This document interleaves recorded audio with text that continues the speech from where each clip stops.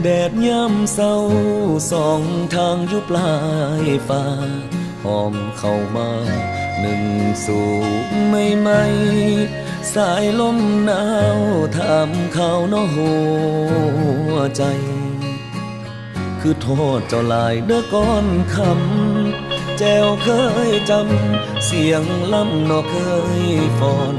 แค้นโยโยนหำหอนแต่ความหลังคำผู้เฒ่าที่เคยเว้าเคยฟังยังคงฝังอยู่ในใจโอ้